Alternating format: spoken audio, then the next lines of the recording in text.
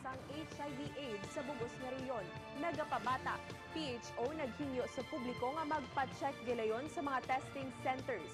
Nagapabata ng nagakatipikan sang acquired immunodeficiency syndrome, human immunodeficiency virus o kung HIV/AIDS sa probinsya sang Iloilo. Humalin Enero tubtob Mayo sang sininga tuig, mayara sang 93 ka kaso sang HIV/AIDS, nagapang edaron 15 tubtob 24 anyos.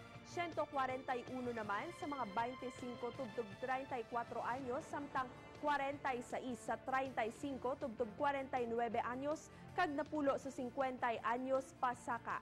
Mayara sang 291 sa kabilugan nang na-record nga kaso kag 13 na ang kumpirmado nga ang napatay tungod sang HIV/AIDS. Mayara sang testing center sa probinsya nga nahamtang sa Alimudyan, Gimbal, Haniway, Kalinog, Pasig City, Pototan, Barotac Viejo, Ahoy, Balasan, nagapanguna sa giapo ng Iloilo sa may pinakadamo nga HIV/AIDS cases sa bugos nga rehiyon.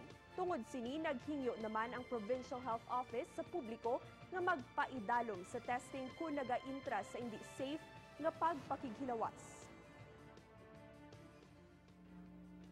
Although makita naton sa statistics nga gasaka siya, but this could mean nga ang efforts naton nga ginaobra is effective. Kay man ang aton nga case finding naton subong no, ang aton nga mga advocacy nga program, so gina-strengthen ginaton kag gina-intensify, and that is coupled with case finding naton nga mga activities such as gina-enhance gid naton kag gina-strengthen man naton ang aton nga voluntary testing.